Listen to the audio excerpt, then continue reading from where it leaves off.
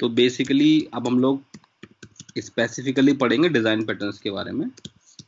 वो सुना होगा तुम लोगों ने, एक बहुत फेमस किताब भी चलती है वो GOF गैंग ऑफ 4 के, उसमें 23 डिजाइन पैटर्न्स हैं जो।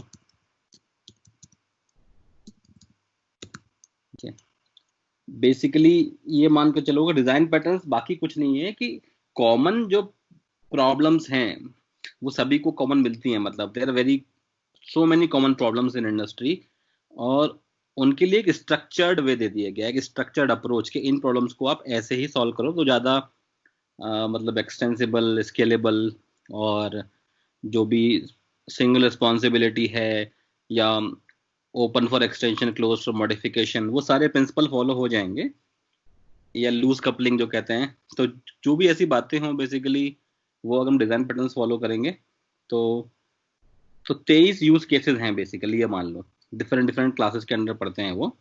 तो पहला मतलब इन लोगों ने 3 तरह के पैटर्न्स में डिवाइड किया है। एक है जैसे कि बिहेवियरल पैटर्न्स होंगे, ठीक है, एक है क्रिएशनल और एक है स्ट्रक्चरल, ठीक है। तो सबसे ज्यादा जो पैटर्न्स हैं वो बिहेवियरल के अंडर में आते हैं, 11 पैटर्न आते हैं करीब, ठीक है। Let's see. तो ये भी इंपॉर्टेंट है, आई मीन कई बार लोग इन्हें डायरेक्ट नहीं पूछते लेकिन सवाल घुमा के पूछ लेते हैं, तो आपको पैटर्न का नाम लिए बिना भी अप्लाई करना पड़ सकता है वो, और सम पीपल विल एक्सपेक्ट कि you should know this pattern. दो people have a common understanding के, जो आर्किटेक्ट लेवल लोग वो सब जानते ही हैं इन पैटर्न्स को, ये मान के चलते हैं लोग। तो मानते हैं लेट्स से कि बिहेवियरल पैटर्न्स में कौन कौन से हैं, पहले लिस्ट कर लेते हैं। We can study any 2-3 patterns out of that today.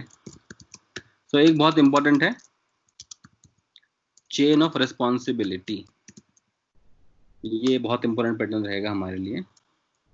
और कमांड पैटर्न इसमें दूसरा आएगा, एक आएगा इंटरप्रेटर पैटर्न, फिर आएगा इटरेटर। तो इटरेटर सबसे आसान है, नाम समझ में आ गया होगा, जो भी आप फॉर लूप वगैरह ला के इटरेट करते हो ऑब्जेक्ट्स के ऊपर, वो इटरेटर पैटर्न ही है एक्चुअली स्पीकिंग।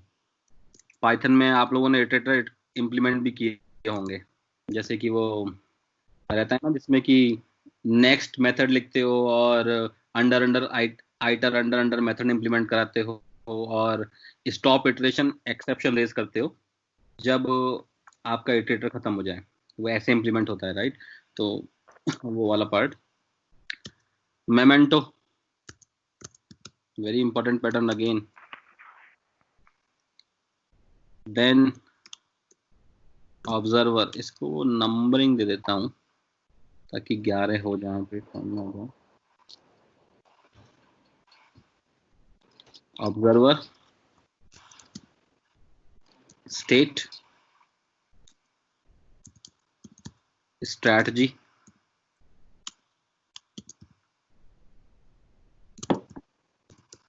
टेम्पलेट और विजिटर। ठीक है, 11 हो गए। यही मेन 11 हमारे पैटर्न्स हैं बेसिकली बिहेवियरल में, जहां पे आप बिहेवियर को इम्प्लीमेंट कराते हो, ठीक है। तो बहुत इंपॉर्टेंट है, एक एग्जांपल ले लेते हैं सीधे, ज़्यादा थ्योरी करने की बात नहीं है हमारे केस में कोई, हम लोगों को समझना है ऐसे। एक समझेंगे तो मैं एटलीस्ट समझ में आ जाएगा कि क्या क्या फंडामेंटल है। तो नाम से ही काफी कुछ समझ में आ रहा है पैटर्न में कि चेन है, ओके, एक चेन है और रेस्पॉन्सिबिलिटीज हैं। अच्छा, सोचो सोचो रियल लाइफ एग्जांपल में चेन ऑफ रेस्पॉन्सिबिलिटी कहाँ देखते हैं हम लोग, कि जहां हम लोग रेस्पॉन्सिबिलिटीज को एक लेवल से दूसरे लेवल में पास करते हैं। ये तो हुआ भैया कि एक लेवल बना हुआ, कई लेवल की चेन बनाई हुई है हमने, ठीक है, और इस लेवल से पास होके उस लेवल पे जाए, उस लेवल से पास होके फिर नेक्स्ट लेवल पे जाए। ऐसी जब ऐसी जहां भी कोई यूज केस समझ में आए तो समझ लो कि भाई ये चेन ऑफ रेस्पॉन्सिबिलिटी का बेस्ट यूज केस है। कोड कैसे लिखेंगे वो बात की बात है, वो आसानी है, मतलब इतना मैं ये नहीं कहूंगा कि बहुत टफ है एटसेट्रा, ठीक है, वो समझ में आ जाएगा। तो एग्जाम्पल समझ लेते हैं पहले। मतलब 2 तरीके हैं भाई, पहले तो एक थ्योरी सी पढ़ लो इसको, फिर इसका एग्जाम्पल समझो और फिर कोड लिखो।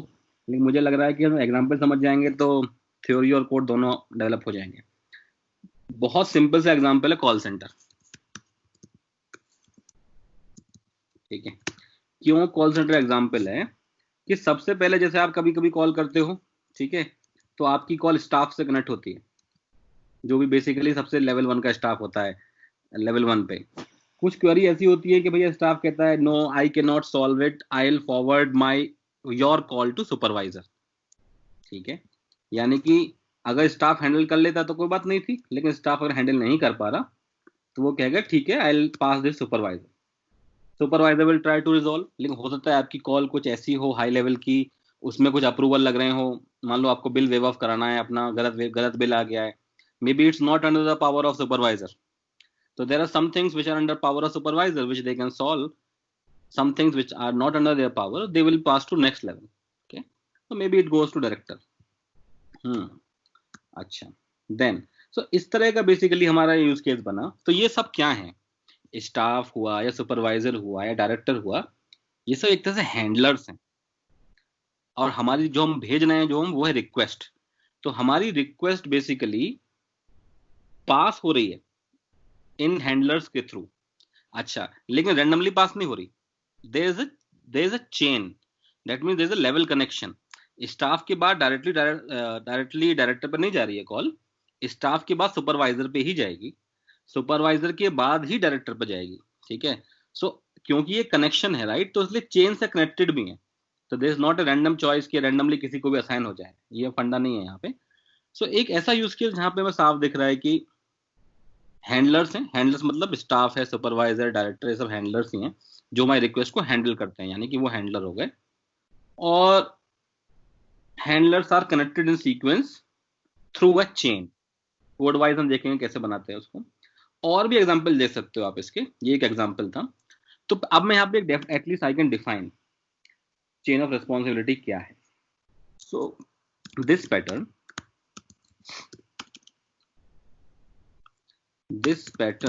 Let's you pass your request, आपकी जो रिक्वेस्ट है वो पास होगी, कैसे पास होगी, let's you pass your request along a chain of handlers.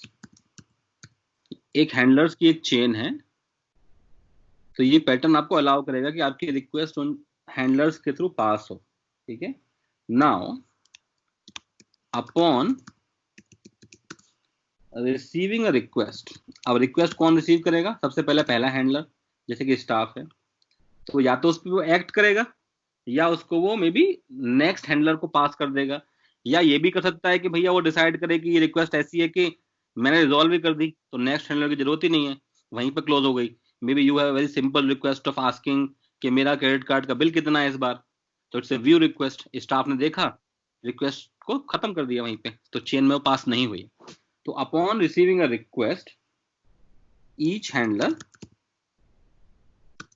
Decides, और क्या डिसाइड करेगा कि भाई ये रिक्वेस्ट प्रोसेस करनी है नहीं करनी, whether to process the request और नॉट। और क्या डिसाइड कर सकता है वो, whether to pass this request further और नॉट, हो सकता है उसके लेवल पे ही काम खत्म हो गया हो तो जरूरत ही नहीं है। और it might decide to, third case, it might decide to pass this request to next handler in chain, ये इंपॉर्टेंट है, नेक्स्ट हैंडलर इन चेन। तो हैंडलर्स कनेक्टेड होंगे। तो क्या क्या एक्शन लिया एक स्टाफ ने, either it might decide to process the request, और अगर उसने प्रोसेस कर दी तो it might decide to terminate the request, basically इसका मतलब ये है। थर्ड यूज केस कि it might decide to pass this request to next handler in chain. बस इस तरह का हमारा यूज केस बना।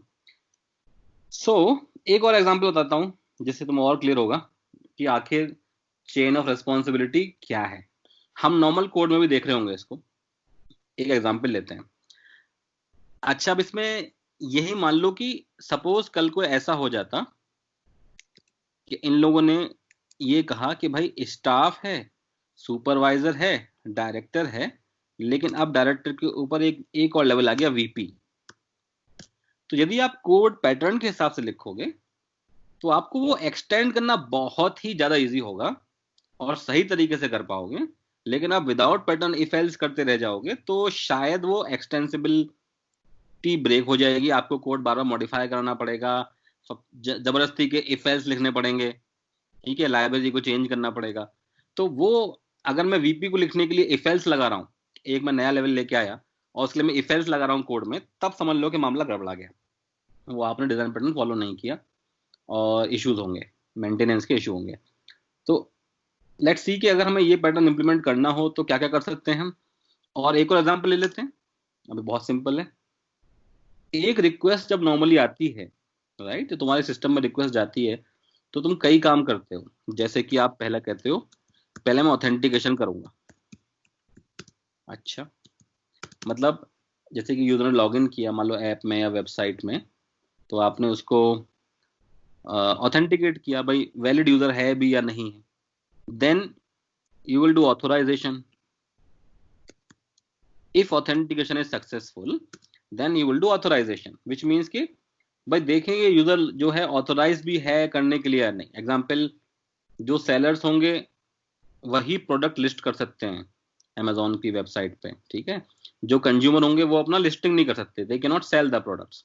सो उनका लॉगिन थोड़ा अलग होगा, मतलब उनके एक्सेस प्रिविलेजेस अलग होंगे, ऑपरेशन सेट किए होंगे। तो आप लॉगिन के बेस पे सेट करोगे, चेक करोगे बेसिकली, सॉरी, कि इस बंदे को किस तरह की प्रिविलेजेस हैं, तो is he allowed to do this operation और नॉट, ठीक है। तो जैसे बोलते हैं रोल बेस्ड एक्सेस, हो सकता है एक आदमी एक काम कर पाए, दूसरा दूसरा कर पाए, तो आप ऑथराइजेशन भी करोगे, ठीक है। तो यदि सपोज करो आपने चेन ऑफ रेस्पॉन्सिबिलिटी से दो चीज इंप्लीमेंट की थी, फिर सडनली आपको एक यूज केस आ गया कि भैया कुछ यूजर जो हैं ब्लेम कर रहे हैं सिस्टम को, अब्यूज कर रहे हैं, बहुत ज्यादा रिक्वेस्ट भेजे जा रहे हैं लगातार लगातार। तो आप कहोगे अब नया हैंडलर लगाया मैंने कि ऑथोराइज रिक्वेस्ट होने के बाद अब रेट लिमिटिंग भी होगी, यानी कि हम रेट से लिमिट भी करेंगे कि भैया इतने पर मिनट इतनी से ज्यादा रिक्वेस्ट आएंगी तो हम डिनाई कर देंगे। ये अगर नया हैंडलर लग गया, then again tomorrow you might say कि अभी सब ठीक है लेकिन डेटा का सैनिटाइजेशन करेंगे। सैनिटाइजेशन, सैनिटाइजेशन मतलब क्या है भैया, कई लोग हैक करने की कोशिश करते हैं सिस्टम को, जहां फॉर्म भरना होता है वहां पे वो लोग परसेंटेज साइन पास करते हैं। Maybe there some are special characters in my SQL जो डिपेंडेंस, वो बोलते हैं एसक्यूएल इंजेक्शन करने की कोशिश करी, या सिस्टम को हैक करने की कोशिश करी, या कोई क्वेरी लिख दी उसे एग्जीक्यूट कराने की कोशिश करी। तो उस तरह का जो डेटा होगा वो लेयर जो है बिफोर पासिंग टू सर्विस उन्हें हटा देगी। Maybe it can check कि ये वैल्यू ऐसी स्ट्रिंग होनी चाहिए जिसमें कोई यूनिक, सॉरी मतलब कोई ऐसा कैरेक्टर ना हो, स्पेशल कैरेक्टर। अगर स्पेशल कैरेक्टर होगा तो वो रिक्वेस्ट को आगे बढ़ने से पहले इस लेवल पे रिजेक्ट कर देगी, डेटा सैनिटाइजेशन लेवल पे ही। And tomorrow you might even say कि हम डेटाबेस अगर हिट हो रही है उससे पहले हम कैशिंग पे हिट करेंगे, कैश पे। तो ये सब क्या है, ये सब क्या है कि आपकी एक रिक्वेस्ट है which is passing through these handlers, right. तो अगर इतने हैंडलर्स के थ्रू पास हो रही है तो ये इफ एल्स का कैंडिडेट नहीं है ये कोड कि आप इफ एल्स लिखो। इसे लिखने का एक तरीका है, there is a way to do it. और क्योंकि ये डिफाइंड प्रॉब्लम में हर हर इंसान को फेस हो सकती है, तो इसीलिए ऐसी 23 प्रॉब्लम्स को, 23 प्रॉब्लम्स को 23 डिजाइन पैटर्न्स के थ्रू एक्सप्लेन करके कैसे कोड करना चाहिए वो इन्होंने एक्सपोज कर दिया है पब्लिक के लिए। वो पब्लिक डोमेन में अवेलेबल है बिल्कुल। तो ये कॉमन पैटर्न्स जो थे उसी के अराउंड बात हो रही है। And now let's see how we define, ठीक है। कोड वाइज देख लेते हैं इसको। तो एग्जिट कोड सिंटैक्टिकल, ठीक है, सिंटैक्टिकल छोड़ो, बेसिक बेसिक बात कर लेते हैं। तो एक क्लास डिफाइन करो पहले हैंडलर की। हैंडलर क्या है, ये सारे ऑब्जेक्ट हैंडलर ही बनेंगे। जैसे स्टाफ एक हैंडलर बनेगा, सुपरवाइजर दूसरा हैंडलर बनेगा, डायरेक्टर तीसरा हैंडलर बनेगा, यानी कि ये सब हैंडलर ही हैं। तो ये बेसिकली इन सब की एक बेस क्लास होनी चाहिए जो हैंडलर है, विच सिंपली मीन्स कि यदि मुझे स्टाफ डिफाइन करना है तो मैं उसको इनहेरिट कर लूंगा हैंडलर से, जो भी जितने भी लेवल हों बेसिकली। अभी डेटा पे मैं बाद में आऊंगा। सिमिलरली मान लो एक और है सुपरवाइजर,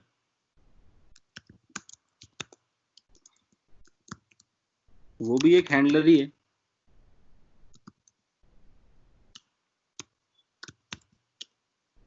सिमिलरली डायरेक्टर, वो भी एक हैंडलर ही है, कोई दिक्कत ही नहीं है। कूल। अब सवाल ये है कि डेफिनेशन से ही क्लियर हो गया हमें काफी सारी चीज, तो कि ये तो बात पक्की है कि ये सब हैंडलर हैं, तो हैंडलर एक बेस क्लास होनी चाहिए, उससे सारे निकलने चाहिए, तो कल को वीपी भी आ गया तो वीपी भी एक नया हैंडलर बन जाएगा ऐसे ही। गॉट इट, यहां तक बात सही है। लेकिन अब सवाल ये है कि how do we link these handlers, ये कैसे बताएं कि स्टाफ के बाद सुपरवाइजर पर रिक्वेस्ट जानी चाहिए और सुपरवाइजर के बाद डायरेक्टर पे, ये सवाल खड़ा हो गया अब। यानी कि हर एक हैंडलर को अपना सक्सेसर पता होना चाहिए, it does not need the predecessor, right. मतलब स्टाफ को पता होना चाहिए कि मुझे सुपरवाइजर पे भेजना है, और सुपरवाइजर को पता होना चाहिए मुझे डायरेक्टर भेजना है, which means कि every handler should have an attribute called successor, और वो सक्सेसर ही डिफाइन करेगा बेसिकली कि who is the next handler। तो अब इसकी डेफिनेशन कर सकता हूं मैं कि इसके पास, और ये किसी भी लैंग्वेज में लिख लो, कहानी वही रहेगी घूम फिर के। जावा में लिखोगे तो भी मतलब बेसिक जो है डिजाइन पैटर्न का स्ट्रक्चर वो बदलेगा नहीं, सिंटैक्स बदलेगा थोड़ा बहुत बस, ठीक है। तो इसे हम ऐसे ही सेल्फ ले लेता हूं। Now what does it mean, क्या चाहिए हमें कि हर एक हैंडलर को अपना सक्सेसर पता होना चाहिए। अभी मैं इसको नन रख देता हूं। अच्छा, अब सही तरीका तो यही है कि अगर आपको कुछ सेट गेट करना है तो सेटर गेटर के थ्रू करना चाहिए, ये नहीं कि आप एक्चुअल ऑब्जेक्ट को मॉडिफाई करो। इसीलिए मैं यहां पे एक फंक्शन और डिफाइन करता हूं which is make successor, suppose जो इसका सेटर जैसा होगा। मेक सक्सेसर में मैं एक दूसरा हैंडलर ऑब्जेक्ट पास कर सकता हूं जिसको सक्सेसर बनाना है। और एक क्यों डिफाइन किया बेस क्लास में, क्योंकि all classes will do it, और सक्सेसर की वैल्यू हो जाएगी जो हमारा हैंडलर ऑब्जेक्ट पास हुआ है। क्या मतलब है कहने का इसका, इसका कहने का मतलब ये है कि मैंने स्टाफ का ऑब्जेक्ट बनाया,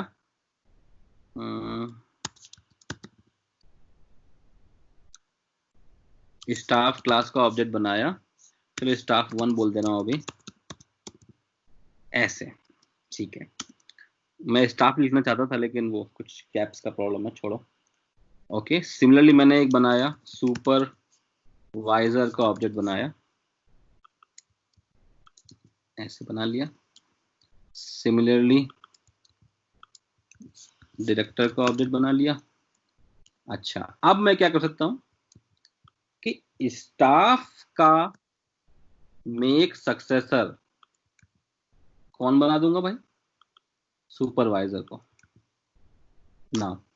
now see all of these classes are basically derived from handler, तो ये कॉमन फंक्शन एक जगह डिफाइन करना चाहिए, तीनों क्लास में क्यों डिफाइन करें, सभी को चाहिए मेक सक्सेसर। तो स्टाफ ने कॉल किया मेक सक्सेसर और बना दिया किसे सक्सेसर, सुपरवाइजर 1, तो ये फंक्शन कॉल हुआ और स्टाफ का सक्सेसर कौन बन गया, supervisor. Similarly supervisor 1 dot make successor, supervisor का सक्सेसर कौन बन गया, डायरेक्टर। ऐसे ही क्लाइंट अपने लेवल पे, ये क्लाइंट है, जो ये जो पार्ट है ये क्लाइंट का कोड है, राइट, मेन ड्राइवर प्रोग्राम है। क्लाइंट अपने लेवल पे डिफाइन कर सकता था कि इसका सक्सेसर कौन है, इसका सक्सेसर कौन है, नेक्स्ट का, etcetera. Suppose director dot make successor VP, ऐसे ऐसे कर सकते थे हम लोग। नाउ अब बात हमारी इंपॉर्टेंट आई कि नेक्स्ट पार्ट ये कि अब एक हमने क्या कहा था कि एक रिक्वेस्ट आएगी और वो पास होगी, ठीक है। तो सपोज ये मान लो, इस एग्जांपल पे तो एग्जांपल तौर पर समझ लेते हैं कि एक L1 रिक्वेस्ट है, L1 टाइप की, वो प्रोसेस करेगा सुपरवाइजर। L2 है तो सॉरी, हाँ सुपरवाइजर मान लो या स्टाफ मान लो, L2 प्रोसेस करेगा सुपरवाइजर और L3 प्रोसेस करेगा डायरेक्टर, ये मान के चल लो, ठीक है। तो मैं एक रिक्वेस्ट अगर मैं लिखूं L1, और मैं अंडरस्टैंडिंग हमारी क्या है कि L1 will be process by level 1 staff, L2 will be process by supervisor, L3 by director. अच्छा, तो अब कैसे स्टार्ट किया जाए इसका, लेकिन हम स्टार्टिंग हमेशा क्या करेंगे, हमेशा लेवल 1 पे ही पास करके इसको छोड़ देंगे, यानी कि जो स्टाफ पहला ऑब्जेक्ट है, हमें नहीं पता चेन का, क्लाइंट को चेन की अवेयरनेस नहीं है उतनी ज्यादा, उसने बस बना दिए हैं, लेकिन वो पहले लेवल पे बना के छोड़ देगा, स्टाफ 1 को कह देगा हैंडल करो। अब now staff will either act on it और पास टू नेक्स्ट लेवल, ये ऐसे मान के चलो। वो डायरेक्टली यहाँ पे इफ एल्स नहीं लिखेगा, समझने की कोशिश करो। ये लॉजिक इसको नहीं पता, क्लाइंट को ये लॉजिक नहीं पता है कि L1 प्रोसेस कौन करेगा, L2 प्रोसेस कौन करेगा, ये लॉजिक इन्हें लाइब्रेरी में लिखा हुआ है। सो यहाँ आप ये नहीं लिख सकते, ये मत सोचना कि इफ रिक्वेस्ट, भाई एक तरीका तो क्या होता, यही तो होता ना कि क्लाइंट क्या लिखता कि इफ रिक्वेस्ट इज L1 तो इसको भेज दो। तो यहाँ पे क्या बात हो गई, भाई क्लाइंट लॉजिक लिखेगा क्या तुम्हारा, you never want this right, how will client right the logic, client logic लिखेगा तो बात ही खत्म हो गई, फिर तो कोड क्यों लिख रहे हो फिर, तो वो तो नहीं कर सकते, तो वो नहीं होगा। दूसरी बात, अब मैं अगर मैं लिखूं तो यानी कि एक बात समझ में आई कि एक मेथड सबको अपना अपना हैंडल के कैसे हैंडल करेंगे ये वो डिफाइन करना चाहिए, ठीक है। तो सपोज एक हैंडल नाम का मेथड होना चाहिए जिसे सबको इंप्लीमेंट करना है, इन सबको। तो इसका एक तरीका और भी है, यहाँ पे मैं ऐसे लिख सकता हूँ कि अगर कोई क्लास इंप्लीमेंट नहीं करेगी ना तो एरर आ जाएगा, और through abstract class both are possible. तो रेज पाइथन में नॉट इम्प्लीमेंटेड एरर, और एक मैसेज छोड़ सकता हूँ, यहाँ लिख दो this method has to be implemented, जो भी लिखना हो मैसेज लिख के छोड़ सकते हो। तो यदि कोई इससे डिराइव्ड क्लास है और वो हैंडल मेथड डिफाइन नहीं करेगा तो वो एरर दे देगा, विच सिंपली मीन्स कि हम फोर्स कर रहे हैं इस पैटर्न में कि भाई आप अपना हर एक हैंडलर को डिफाइन करना ही पड़ेगा हैंडल मेथड, फिर वहां पे वो लॉजिक, यानी कि हर एक के पास अपना हैंडल मेथड है और यहाँ पे अपना लॉजिक लगाए कोई, तो हमें कोई दिक्कत नहीं है।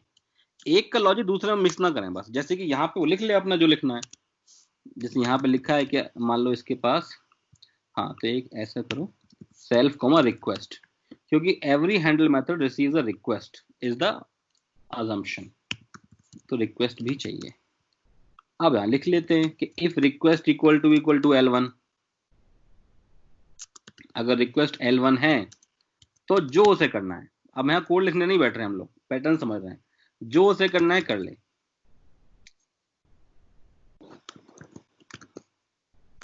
डू एक्शन, भाई L1 है, maybe it can call some function and do it whatever else.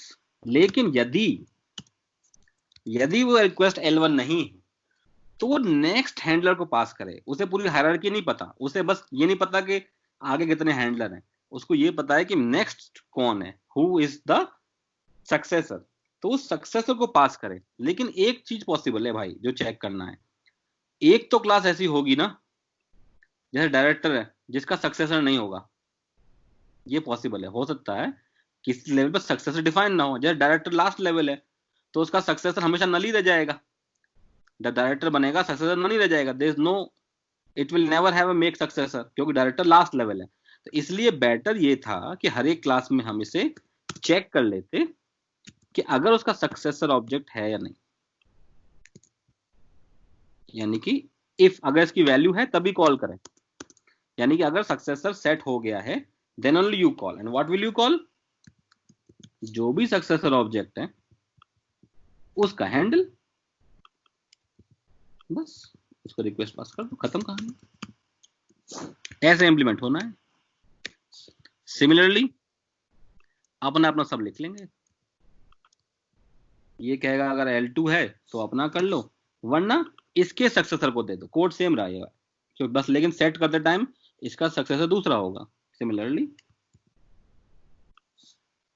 L3 है तो ये अपना एक्शन करे, वरना उस सक्सेसर को भेज दे। Now if I do request is L1 और स्टाफ से कहता हूं कि डॉट हैंडल रिक्वेस्ट, तो ये रिक्वेस्ट क्या होगी, स्टाफ के हैंडल पे गया सबसे पहले, L1 थी, प्रोसेस हो जाएगा, वहीं से काम खत्म हो जाएगा। लेकिन यदि रिक्वेस्ट हुई L2, कॉल हम ऐसे ही करेंगे तब भी, तो स्टाफ पे जाएगा, स्टाफ देखेगा इस पर नहीं है, L1 तो नहीं है तो ये प्रोसेस नहीं करेगा, it will call successor, successor कौन सेट किया स्टाफ का?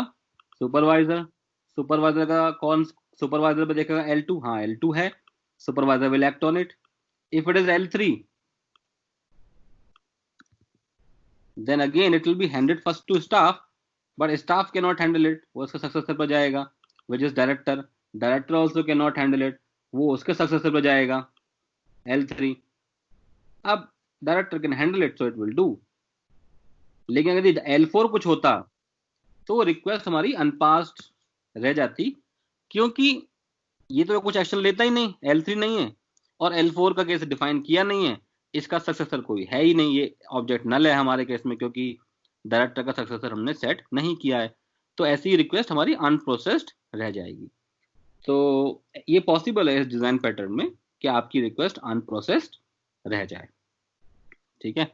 लेकिन you can make a chain of succession, this is how we make a chain of succession.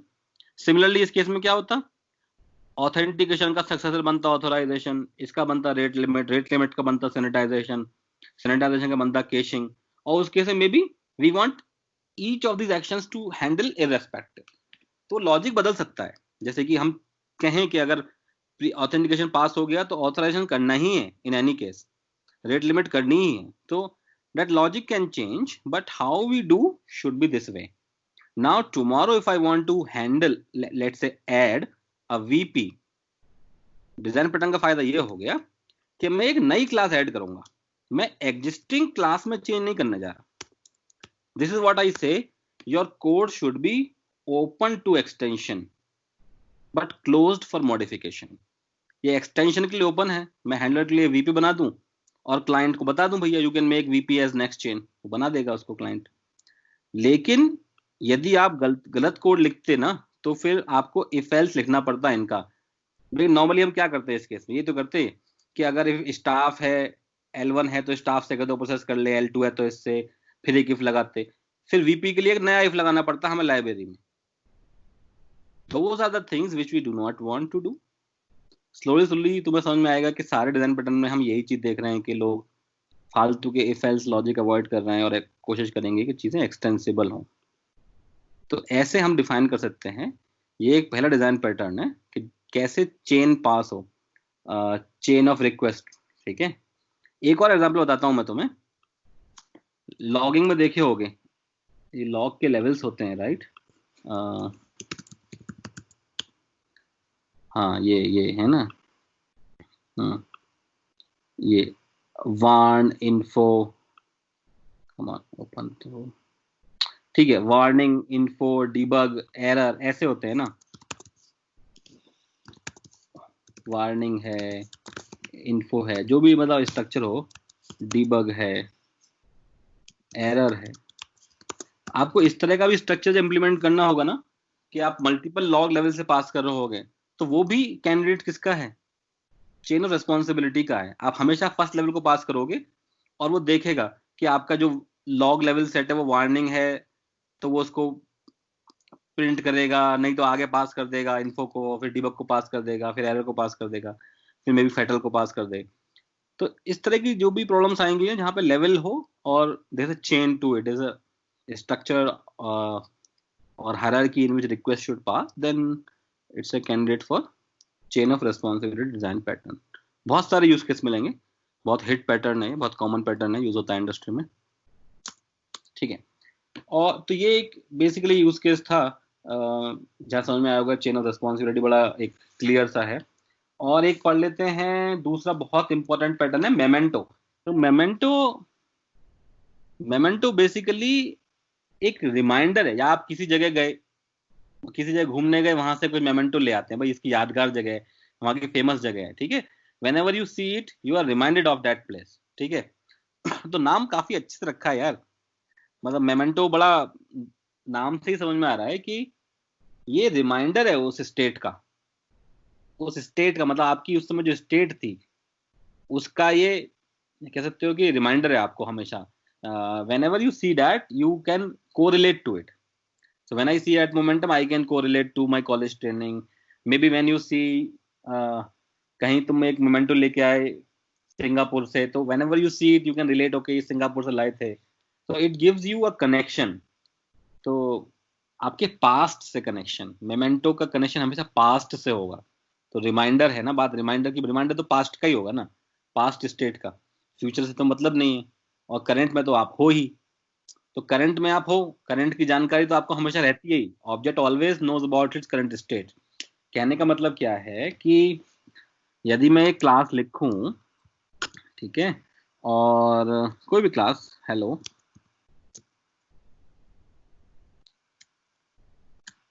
और उसके पास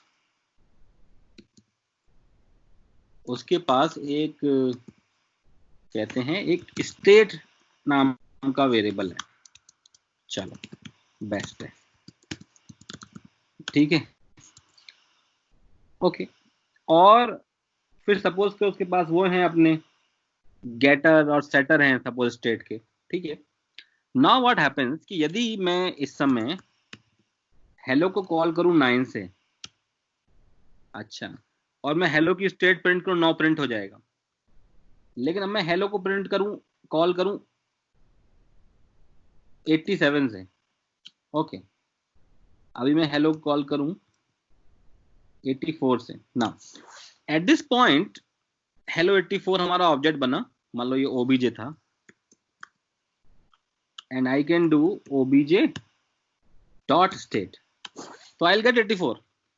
सवाल ये है कि अब 87 कैसे पता करूं मैं, इसकी पहली स्टेट क्या थी इस ऑब्जेक्ट की, अब से पहली स्टेट क्या थी वो कैसे पता करूं। ये तो ऑब्जेक्ट बार बार, सपोज करो ये तो बार बार ओवरराइड ही हो रहा है, एक ही वेरिएबल, एक ही ऑब्जेक्ट था, एक ही ऑब्जेक्ट था, ये मान के चलो, बताऊंगा क्यों था एक ऑब्जेक्ट, वो भी बताऊंगा।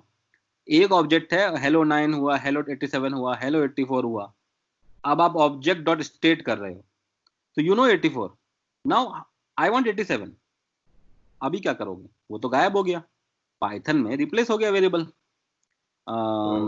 9 लाना चाहूं तो फिर तो और ही ज्यादा प्रॉब्लम हो गई। कहने का मतलब, डाल दे कहीं।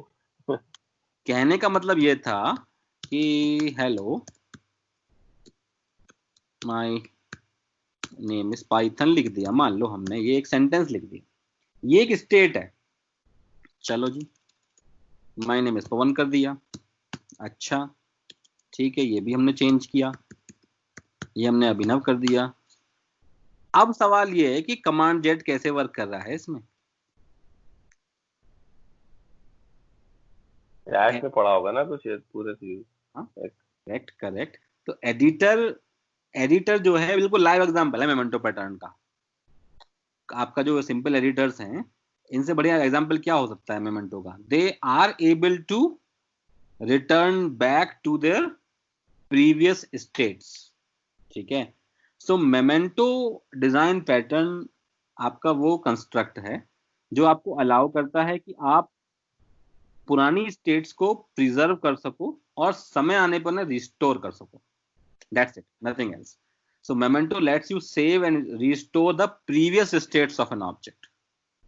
तो यानी कि वो मुझे अलाउ करता कि मैं 84 से 87 पे जा सकूं और 87 से 9 पे जा सकूं एटसेट्रा। जो पैटर्न हमको ये अलाउ करेगा वही हमारा की है। तो मेमेंटो का डेफिनेशन बहुत सिंपल है, दिस पैटर्न या दिस डिजाइन पैटर्न। अब ये भी एक कॉमन प्रॉब्लम थी, ये प्रॉब्लम काफी इंडस्ट्रीज ने फेस की, तो उन्होंने कहा भाई इसका एक तरीके से सॉल्व कर लो, let's have a structure to it. हर आदमी अपना रैंडम तरीके से ना करके, तो they give a skeleton to this problem कि इसका सॉल्यूशन ऐसे हो जाए, बस ऐसे ही कर करके साथ इन्होंने 11 बिहेवियर ऑब्जर्व किए जिनको इन्हें लगा कि इन्हें ऐसे सॉल्व करना चाहिए। They became the 11 behavioural design patterns, so they will be used heavily. तो कभी कोई पूछे कि इसको कैसे इंप्लीमेंट करोगे, तो you should always get the common problem है, ये मेमेंटो से इंप्लीमेंट होना चाहिए। Some people name it, some people who know it, some people do not name it, but they have to anyhow come to this structure. So design pattern which lets you save, save से तो काम नहीं होगा, save तो एक जरिया है, aim तो हमारा क्या था, restore, and restore previous states of an object। आप एक ऑब्जेक्ट की प्रीवियस स्टेट्स को सेव भी कर सकते हो और you can restore to that previous state also, given previous state, ठीक है। ये हमें करना है। एग्जांपल आप समझ में आ गया। एडिटर, एडिटर जो है आपके टेक्स्ट एडिटर्स जो हैं वो बेस्ट एग्जांपल है इनकी। हो सकता है आप और भी देखो कि गेमिंग इंडस्ट्री की बात करो अगर, तो शायद आप क्या कहते हैं कि आप जब आप चल रहे होते हो तो गेम में होता है स्टेजेस हो, गेम्स में स्टेजेस होती हैं भाई, स्टेज 1, स्टेज 2, स्टेज 3, कुछ ऐसे होता होगा।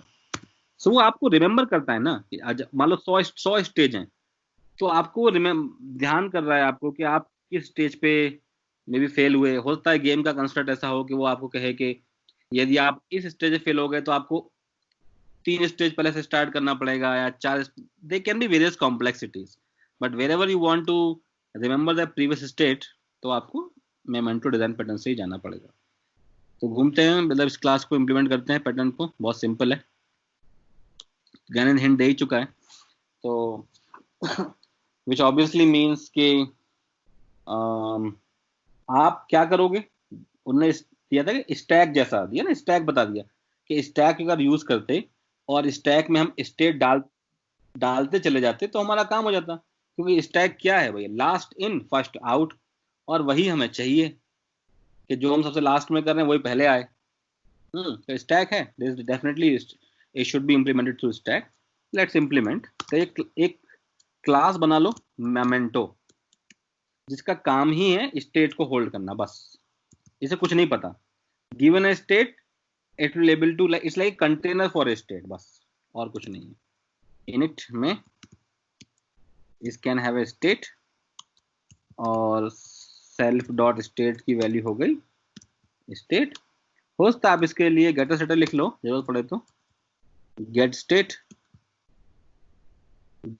जब भी आप गेट स्टेट करोगे तो वो आपको मेमेंटो, अगर इसका ऑब्जेक्ट बनेगा मेमेंटो का, तो आपको रिटर्न कर देगा इसका स्टेट। ऐसे हो सकता है एक सेट स्टेट हो, सेट स्टेट में तो आपको स्पेशली देना ही पड़ेगा, और फिर आप इसकी स्टेट को चेंज कर दोगे ऐसे। ओके, अब एक क्लास ले लेते हैं, ठीक है। उसे ज्यादातर टेक्निकल डॉक्यूमेंटेशन में देखोगे तो लोग बोल रहे होंगे ओरिजिनेटर, विच मीन्स कि जिस, बेसिकली नाम कुछ भी ले लो, जिस जो क्लास एक्चुअली ऑब्जेक्ट्स को मॉडिफाई कर रही है वो ओरिजिनेटर है, ठीक है। और जो एक ऐसी क्लास बनाएंगे बेसिकली जिसका काम ही होगा स्टेट को सेव करना, स्टैक को अपडेट करना, तो उसका नाम तो मैं केयर टेकर रख देता हूं। तो ओरिजिनेटर इज ए क्लास जहां पे स्टेट चेंज हो रही है, कि तुम यहां ले देता हूं कि मेमेंटो 3 क्लास हो गई जैसे हमारे यहाँ पे। मेमेंटो तो वो हो गया जिसके पास स्टेट है केवल, और कुछ नहीं है, उसके गेटर सेटर है। ओरिजिनेटर जिस क्लास में चेंज हो रहे हैं, चेंजेस अकर हियर।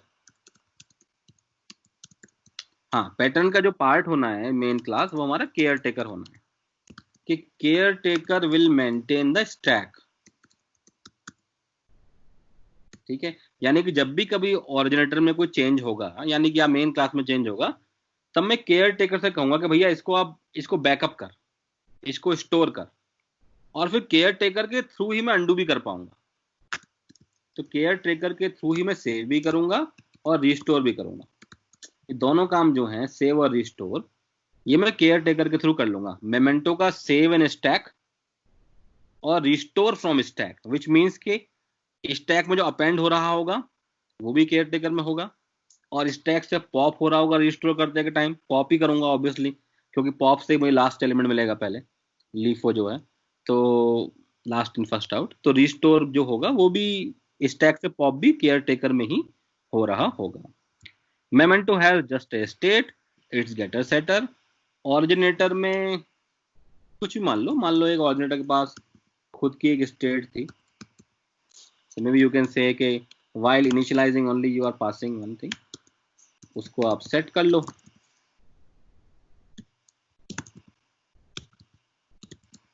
अच्छा, अब मेन बात आएगी ऑरिजिनेटर कुछ करे, प्रोसेस, सपोज ऑरिजिनेटर ने कुछ प्रोसेस किया और एक नई वैल्यू सेट कर दी, न्यू वैल, किसकी? स्टेट की।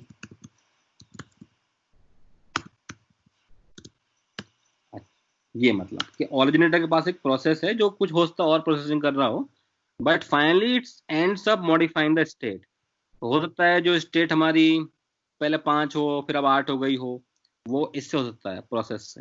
ठीक है, and okay, now coming back to main point, आते हैं और समझते हैं। एक क्लास ले लो, केयर टेकर का इनिट ले लो।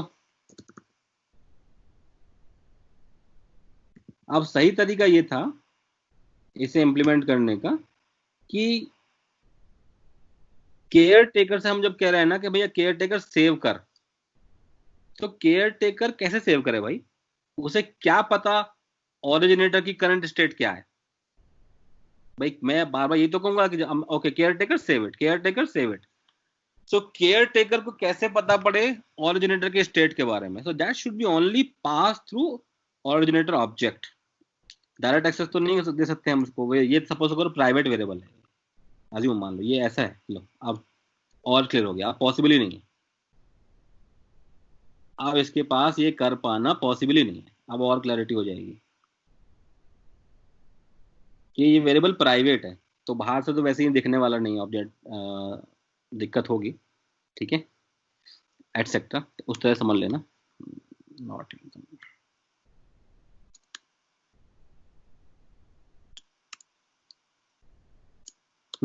सो what we trying to say कि केयर टेकर को पता हो कि ओरिजिनेटर कौन है, तो हमारा काम क्लीन तरीके से होगा। It should know about originator object, number 1। So while initializing caretaker, you should always tell to caretaker कि who is the originator, किस क्लास के लिए आपको केयर टेक करना है, किस प्रॉपर्टी का केयर टेकिंग करना है, वो बता दो उसको, और फिर वो अपना काम स्टार्ट करेगा। क्या काम स्टार्ट करेगा? एक तो ऑब्वियसली बाकी क्लास में एक्सेस करना चाहेगा, तो आपके ऑब्जेक्ट को असाइन कर लेगा सेल्फ के साथ। दूसरा, वैसे स्टैक मेंटेन करना है, उसका नाम दे देता हूं मैं मेमेंटोज, प्लूरल में मेमेंटो ऑब्जेक्ट्स का है। ये स्टैक जैसा हो गया बेसिकली, यहाँ नल लिस्ट डिफाइन कर दी हमने। अच्छा, जब भी कभी उसे बैकअप करना हो, अब हम उससे कहें बैकअप कर भाई, ये केयर टेकर की कोई, मैं यही तो कहूंगा कि ओरिजिनेटर की कोई स्टेट है भाई, इस समय मान ले 8 है वैल्यू स्टेट की, अब उसे बैकअप कर, केयर टेकर बैकअप। या अब ओके, अब न्यू स्टेट ओरिजिनेटर की है 14, केयर टेकर बैकअप। तो केयर टेकर क्या करेगा आखिर, सवाल ये है। डेफिनेटली जो उसने ये बनाया है मेमेंटोज, सेल्फ डॉट मेमेंटोज में अपेंड करेगा वो क्या, करंट करंट स्टेट या करंट मेमेंटो। वो कैसे पता लगेगा भाई? ओरिजिनेटर की करंट स्टेट क्या थी वो कैसे पता लगेगी? मतलब मुझे मेमेंटोज में क्या चाहिए बताओ? मेमेंटोज के स्टैक में मेमेंटो ऑब्जेक्ट होना चाहिए ना, बस ये बताओ कि अब मैं इसको किस वैल्यू से इनिशियलाइज करूं। ये रहा memento object. Self dot generator dot state से मिल जाना चाहिए नहीं? भाई मेमेंटो ऑब्जेक्ट को एक वैल्यू चाहिए, वो वैल्यू कैसे मिलेगी भाई? मैं इसको वैल्यू चाहिए, इसे पता है ओरिजिनेटर के बारे में, तो या तो एक तरीका ये था कि मैं कहूं कि self dot originator dot state, है ना? करेक्ट। लेकिन वो क्लास वेरिएबल नहीं है ना, सेल्फ डॉट ओरिजिनेटर। हाँ मतलब ऑब्जेक्ट, हाँ self dot originator is an instance that you have in caretaker, उसको यूज करके स्टेट से उठा सकते हैं। एक तरीका तो ये था कि भाई मैं मेमेंटो क्लास को जब कॉल करूं और उसे बताऊं कि स्टेट क्या है, करंट स्टेट लाने के लिए I know the self dot originator which is originator object, उसकी करंट स्टेट कैसे लाऊं, डॉट स्टेट। ये भी एक तरीका है विच इज वैलिड ऑल्सो। ये भी, या तो ये भी कर सकते हैं, या कई लोग कहते हैं कि इसका एक बड़ा तरीका ये था कि इतना सब घुमाने की बजाय ये रेस्पॉन्सिबिलिटी आप ऑरिजिनेटर को देते। यहाँ पे एक मेथड डिफाइन कर दो सेव नाम का, ठीक है, जिसका काम केवल है वो रिटर्न कर दे मेमेंटो ऑब्जेक्ट, किससे, अपनी स्टेट से। और वो ये करने के बजाय, अब यहाँ पे वो मेमेंटो ऑब्जेक्ट इनिशियलाइज करने के बजाय सीधे it can call just one function of that function should take care self dot originator dot save. तो ओरिजिनेटर का सेव कॉल कर ले, वो केयर टेकर को जब हम कहें बैकअप, तो वो ओरिजिनेटर का सेव कॉल कर ले। उस सेव की रेस्पॉन्सिबिलिटी है मेमेंटो ऑब्जेक्ट बनाकर दे दे, किससे, जो भी उसकी स्टेट है। थोड़ा ज्यादा क्लीन लग रहा है बस, और कोई बात नहीं। करने को वो भी कर सकते थे जो पहले बताया, लेकिन दिस लुक्स मोर क्लीन के you know about originator and you call originator dot save, और वो आपको मेमेंटो ऑब्जेक्ट दे दे अपनी स्टेट से, तो ज्यादा क्लीन लगेगा। तो आपने बस डायरेक्ट उसकी स्टेट बाहर से एक्सेस करने के बजाय उसका सेव फंक्शन कॉल किया, और आपका काम वहां से भी वैसे ही हो गया। You still get A memento object. ये रहा, ठीक है, बैकअप। अब सवाल ये है जो घूम फिर के बात आई, चलो मैं इसको डिफाइन करते हैं थोड़ा सा। ओरिजिनेटर ऑब्जेक्ट बनाते हैं पहले, उससे क्लियर हो जाएगा। ओरिजिन जैसे जब जब चेंज हो रहा है उस टाइम पे कुछ कॉल करके नहीं सेव कर सकते हैं? The moment state is getting change automatically हम कुछ कॉल कर दें मेथड जो स्टेट सेव कर ले। आप तो यही कहोगे ना, जब भी ओरिजिनेटर में कोई चेंज होगा तो आप एक हाँ केयर टेकर से कहोगे केयर टेकर बैकअप करो, बस। हाँ, तो ये फिर मतलब ये काम हम उस ओरिजिनेटर को ही दे देना है उसके क्लास के अंदर ही। The moment the state gets change, फिर वो केयरटेकर का ऑब्जेक्ट कॉल करके या मतलब केयरटेकर के अंदर बैकअप है ना, तो बैकअप को कॉल करके और उसका स्टेट पास कर दे सीधे वहीं से। हाँ वो भी कर सकते हैं, बिल्कुल सही है, बिल्कुल एग्रीड। तो यहाँ पे बस ये क्या है कि जो तुम कह रहे हो वो उसमें क्या होगा कि एवरी स्टेट चेंजेस सेव्ड, है ना, और हाँ हाँ यहाँ पे it depends on the client कि वो किस स्टेट को सेव करना चाहे, बस इतना अंतर है। हाँ हाँ, दैट बस इतना, तो वो भी कर सकते हो, दैट्स ऑल्सो ट्रू। लेकिन यहाँ पे हम कहेंगे कि maybe for some states it does not want a backup, okay exact, okay then this can be more useful. तो ओके। पहला काम हमें क्या करना है, केयर टेकर ऑब्जेक्ट बनाना है। Now care taker can not be created without knowing about originator, ये। तो केयर टेकर क्रिएट करने के लिए आप originator ऑब्जेक्ट के बारे में बता दो, और originator जो आपने क्रिएट किया उसमें आपको एक स्टेट चाहिए थी, ये आपका मान लो डिजाइन, तो दे दो भैया, चलो एक 23 वैल्यू दे दी शुरुआत में सपोज। अच्छा, let's say you want to have its backup, चाहते हो कि वो सेव हो, तो आप क्या कॉल करोगे, केयर टेकर वन ऑब्जेक्ट जो बनाया डॉट बैकअप। इसके बाद क्या होगा, इसके बाद ये होगा कि ये जो है मेमेंटोज स्टैक जो बन रहा है उसमें अपेंड कर देगा क्या, originator dot save, which is nothing but जो करंट स्टेट है उसका मेमेंटो दे देगा वो अपेंड हो गया। यानी कि सेल डॉट मेमेंटोज में मेमेंटो ऑब्जेक्ट्स पड़े हुए हैं, as simple as that, nothing special. Now what further we can do, suppose करो ओरिजिनेटर ने अपनी स्टेट चेंज करी, how it can change state, process call कर सकता है अपना, प्रोसेस कॉल किया 90। अब नाउ जो तुम कह रहे हो वो भी संभव था कि मैं प्रोसेस के अंदर ही लिख देता ये चीज कि हर बार बैकअप करे, maybe now I decide not to back this up, बस उतना फ्लेक्सिबिलिटी मिल जाएगा क्लाइंट को। When it becomes 100, then let's say वो कहता है कि हाँ भाई इसका बैकअप चाहिए, फिर वो कॉल कर देगा care taker one dot backup. Now when it calls care taker one dot backup, उसे क्या पता है बैकअप को, ऑर्डिनेटर के बारे में पता है, और वो सेव क्या करेगा, जो भी करंट स्टेट होगी, क्योंकि ऑर्डिनेटर के सेव में हमेशा करंट स्टेट ही रहती है। So it knows about 100, now it will save 100। So ऐसे स्टैक बनता चला जाएगा। अब सवाल ये है कि मेरे पास 23 भी आ गया, फिर हमारे पास मैंने सेव 90 तो मैंने सेव किया ही नहीं था, 100 आ गया, ऐसे कर करके कुछ चीजें आ रही हैं। Now I want to go back, ठीक है, अभी मुझे एक स्टेप बैक करना है। तो मैं जैसे बैकअप कराया है केयर टेकर से, अब उससे कहना चाहता हूं अंडू कर भाई, अंडू कर। अंडू का मतलब क्या है, that is very important. Undo का मतलब ये भी था, ध्यान रखो कि जब पाइथन से पवन हुआ, तो जब मैंने पवन से पाइथन बैक कर दिया तो डॉक्यूमेंट की करंट स्टेट भी चेंज हो गई, ये भी इंपॉर्टेंट है। Not only you get to know, not only you get to know basically कि वो स्टेट क्या थी, आप उस स्टेट में पहुंच जाते हो। अंतर समझ रहे हो भाई? जो मेमेंटो लाया हो उस केस में ऐसा है कि राइट। मेमेंटो को मैं देख के पता लगाता हूँ मैं वहां गया था, मैं वहां पहुंच नहीं जाता। आई can not go back in history. ऐसा नहीं है मेमेंटो देखते ही मैं टाइम मशीन में बैठता हूँ और गोरखपुर पहुंच जाता हूँ 10 साल पहले, वो तो नहीं हो सकता।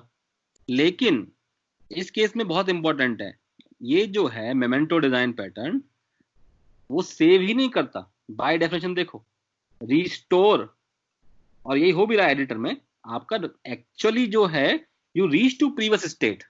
सो not only we get to know previous state, the moment we do undo, तो again that depends what you want. Okay, suppose करो एक ऐसा फंक्शन होता जो only wants to know the previous states but does not want to switch, तो अलग कहानी होती है, हम उसको ऐसे इंप्लीमेंट करते हैं एक और तरीके से।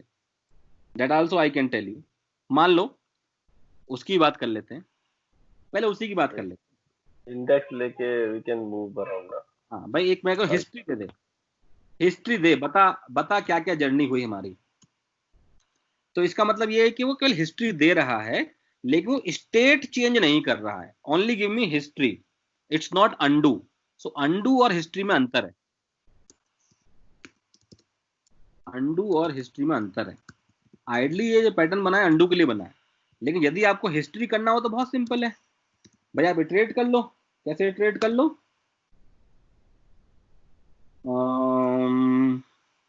For memento in self dot mementos, ठीक है? रिवर्स कर देंगे। चलो वेरी गुड, डॉट रिवर्स कर दो, और रिवर्स में आप जब कर रहे हो उसको प्रिंट कर दो क्या? मेमेंटो का गेट स्टेट, ये कर दो। जब आप ये करोगे तो आपको सारी प्रीवियस स्टेट जो आपने सेव करी मिल जाएंगी, लेकिन आप मेमेंटो ऑब्जेक्ट को अभी तक जो है मेमेंटो को आपने कुछ पॉप नहीं किया ना तो आपका मेमेंटो से कुछ पॉप हुआ, ना आपने एग्जिस्टिंग क्लास को बदला। तो ये भी एक तरीका है, you can get history without restoring. But the use case was now I want to undo, मैं 100 से पहुंचना चाहता हूं back 23 previous state. So undo करने के लिए हमें क्या करना पड़ेगा? वो लॉजिक एग्जैक्टली बहुत सिंपल, ये समझ में आ रहा होगा कि हाँ, जो मिस करोगे वो लिख लेना कि if length of self dot, क्योंकि पॉप करने से पहले लेंथ चेक नहीं करी तो कोड भर जाएगा एक जगह जाके कहीं ना कहीं, है ना? भाई पॉप तभी होगा जब एटलीस्ट एक तो एलिमेंट हो। तो अगर length of self dot memento अगर 0 है तो फिर आप चुपचाप रिटर्न कर दो, कुछ कर ही नहीं पाओगे। मतलब वो एक स्ट्रक्चर है कि भैया आपने सारी जो प्रीवियस स्टेट थी वो कर चुके आप पार, अब मेमेंटोज स्टैक में कुछ बचा नहीं। So if you pop you should not hit an error, तो you should do this line first. Otherwise बाकी जो अपना जो कहानी है वो सब कर लो अपना, आप मेमेंटो ऑब्जेक्ट उड़ाओ उससे। कैसे उड़ाओगे? मेमेंटोज डॉट पॉप कर लो। The moment you pop it, ये आपको क्या दे देगा? दिस विल गिव यू जो भी लास्ट स्टेट आपने सेव की थी वो दे देगा इस समय, और मेमेंटोज से वो उड़ जाएगा। Pop pop actually removes the element, and now is the important thing, you से टू इट, और doing a better way, you call originator, and originator को कहो रिस्टोर। एक रिस्टोर मेथड डिफाइन करूंगा और उसे मेमेंटो पास करूंगा, बाकी सब काम वहीं होगा। तो ओरिजिनेटर में एक और मेथड होना चाहिए रिस्टोर नाम का, जिसको मिलता है मेमेंटो, जिसके मिलने पे वो अपनी स्टेट बदल ले। Self dot state is equal to memento dot get state. जो भी मेमेंटो उड़ाया है मैंने, जब एक बार अंडू करूंगा तो एक मेमेंटो मिलेगा। मान लो मेरा पास स्ट्रक्चर में क्या था, 1 2 3 4 5 6 7 8 9 10 ही था, सिंपल है याद रखने में। तो 10 उड़ाया, और मान लो लास्ट सेव जो है 9 था और मैं 10 पे हूँ। 9 उड़ाया मेमेंटो वाला, मैं रिस्टोर कॉल किया तो मेमेंटो करंट स्टेट हो गया 9, 9 हो गया सेव, स्टेट रिस्टोर हो गई। अब ओरिजिनेटर की जो करंट स्टेट है वो 9 है। फिर मैंने उड़ाया, इससे पॉप किया, अंडू फिर कहा, तो फिर 8 उड़ेगा उससे। फिर उड़ाया 7 उड़ेगा, फिर उसकी स्टेट, ऐसे उसकी स्टेट बैक चलते चली जा रही है। सो बेसिकली इस तरीके से आप, मात्र सिंपल सी बात है यार, घुमा फिरा के स्टैक का यूज करके आपने ऑब्जेक्ट्स की स्टेट को सेव कराया है और स्टैक का यूज करके ही आपने उसको रिस्टोर कराया है। तो ओरिजिनेटर जो है जिसमें चेंजेस हो रहे हैं उसी में आप बेटर डिफाइन कर दो सेव और रिस्टोर, ठीक है। और केयर टेकर को बोल दो कब बैकअप करना है, कब अंडू करना है, या कब हिस्ट्री करना है, तो वो सब कर लेगा। या okay, it's simple. I mean पहले हार्ड समझ में आ गया था जब the moment you said stack use करना है, वो एक क्लियर था कि you guys know how to do it. But a neater approach कि भाई मेमेंटो एक सेपरेट क्लास होनी चाहिए जिसके पास स्टेट कंटेनर जैसा होना चाहिए, it's have a getter setter on state only. Then originator should have a save and restore method. Caretaker should know about the originator, then only it can call originators का save और restore. Backup करते time जो memento stack है उसमें append करो originator की object, sorry save, which will give a memento. And undo करते time check कर लो, उसके बाद पॉप करो, मेमेंटो ऑब्जेक्ट को पास करो, वो मेमेंटो ऑब्जेक्ट से स्टेट उड़ा के अपना नया स्टेट सेट कर लेगा। चलता रहेगी ऐसे कहानी। हिस्ट्री उठानी है तो ऐसे कर लो। तो कभी भी ऐसी प्रॉब्लम आए, कभी भी जहाँ पे आपको बेसिकली प्रीवियस स्टेट्स मेंटेन करनी हो किसी ऑब्जेक्ट की, तो ये तरीका उन्होंने कह दिया भाई ऐसे करो, फर्दर दिमाग मत लगाओ। मतलब ये मतलब कहा कि डिफाइंड पैटर्न है, ये डिफाइंड प्रॉब्लम्स हैं, these are known problems and we are given prescribed solutions for them. बस यही डिजाइन पैटर्न्स हैं।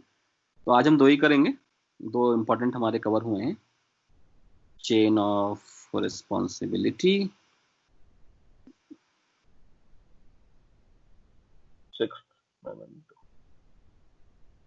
And momentum. बाकी हम कल अब तुम आइडिया पड़ जाएगा तो हम और तेजी से कर पाएंगे। कुछ नाम समझो, एक हम समराइज करते हैं ताकि तुम्हें आइडिया लगेगा। नाम से समझो। नाम देखो, एक है मीडिएटर, बहुत आसान है। तो क्या होता है बताओ जरा, सोच के बताओ, मीडिएटर क्या होता है? दो बीजे के बीच में कनेक्शन होता है। हाँ, क्या वही है जो मीडिएटर अडेप्टर की तरह है क्या? मतलब ये कुछ नहीं सर, एडेप्टर नहीं है। देखो एडेप्टर बिल्कुल अलग चीज है, ठीक है। एडेप्टर तो ये समझ लो कि मोर और लेस, अडेप्टर क्या होता है भाई, आप अडेप्टर लगाते हो तो आप यही तो कहते हो कि यूरोप वाला जो प्लग है इंडिया वाले प्लग में काम कर जाए।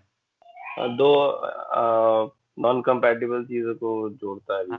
हाँ, कि भाई दो नॉन कंपैटिबल चीज हैं कि इंडिया का सॉकेट जो है हमारे यूएस के केबल्स को नहीं ले पाएगा, वो एडेप्टर बीच में लग गया जो कि वो चेंजेस कर देगा ताकि एक दूसरे समझ पाए एक दूसरे को, वो है ना, इनकम्पैटिबल इंटरफेस के। या adapter is more like a translator, कि अगर एक फ्रेंच आदमी बैठा है और एक अंग्रेजी आदमी बैठा है and they don't understand, so adapter will translate. जब फ्रेंच बोलेगा हाय तो वो उसको अंग्रेजी में दे देगा, अंग्रेजी में रिस्पॉन्स देगा, वो उसको बैक कन्वर्ट करके देगा। तो वहां पे बैठता है कि दो इनकम्पैटिबल इंटरफेस हैं, यानी कि दो एक दूसरे को नहीं समझते हैं, like English and Hindi people, so he will translate, उन दोनों के बीच में ट्रांसलेटर काम करेगा, वो है अडेप्टर। तो mediator is very different than adapter. Mediator का तो मतलब ये हुआ ना कि मीडिएटर मतलब ये है कि भैया ये दो दो पार्टी या 10 पार्टी जो है आपस में बात ना करके मीडिएटर के थ्रू बात करें। भाई मीडिएटर का मतलब है, जो मीडिएटर मतलब आपस में डायरेक्ट कम्युनिकेशन ना करें ऑब्जेक्ट, जब उन्हें कम्युनिकेशन करना हो तो वो मीडिएटर के थ्रू करें। समझ में आई बात? मीडिएटर पैटर्न जो है रेस्ट्रिक्ट कर रहा है डायरेक्ट कम्युनिकेशन ना हो ऑब्जेक्ट के बीच। एग्जांपल, बेस्ट एग्जांपल है इसका एटीसी, एयर ट्रैफिक कंट्रोलर। अगर हर एक प्लेन ये पता लगाने लग जाए कि कौन कौन से प्लेन यहाँ लैंड हो रहे हैं, कौन कौन से प्लेन यहाँ से उड़े हैं, कौन कौन से डायरेक्शन खाली हैं, तो फिर तो एक केओस उत्पन्न हो जाएगा। कितने लोगों से कनेक्ट करेगा एक plane? It will increase chances of crash, कि मान लो उससे डेटा आया नहीं आया, 50 बातें होंगी। कि you can not contact all the objects in the vicinity. तो इसका तरीका ये था कि जब भी किसी को कुछ अनाउंस करना है अपना अराइवल, तो वो ये नहीं है कि 500 एरोप्लेन को अनाउंस करेगा, वो अपना अराइवल अनाउंस करेगा मीडिएटर को, who is air traffic controller. और एयर ट्रैफिक कंट्रोलर का काम है कि वो देखे कि भैया उसे किस किस को अनाउंस करना है इस इंफॉर्मेशन को बैक, कि भैया ये ट्रैक खाली है या ये ट्रैक भर गया है। ATC पे obviously you can one when I'm landing as a pilot you will not want to contact 100 planes कि भैया मैं आ रहा हूँ मैं आ रहा हूँ. You will announce only to mediator. Mediator will announce it to rest of the people based on as per the need. तो बहुत ही क्लियर है मीडिएटर पैटर्न. ऐसे ही अगर देखोगे तो स्टेट पैटर्न बहुत आसान है, नाम से समझ में आ रहा है. स्टेट पैटर्न क्या है कि एक ही बटन का depending on your current state different different behaviour हो सकते हैं. या जब एटीएम मशीन देखते हो तो एक ही बटन होता है, कभी वो गेट बैलेंस होता है, कभी वही बटन कहता है कि एंटर पिन, कभी वही कहता है गेट बैलेंस, कभी. तो एक ही बटन, भैया मोबाइल देख लो, वही बटन जो है पावर अप का काम करता है, और जब स्विच ऑफ मोबाइल हो तो उसी बटन से मे बी स्विच ऑन या लॉक स्क्रीन भी हो जाती है. So depending on current screen और सॉरी करंट स्टेट आपका डिपेंड करेगा कि आपका जो प्रेस है वो कैसे ऐड करे. So basically we talk nothing but a finite state machine, जो भी एफएसएम होती हैं, finite state machines. ATM best example है एफएसएम का.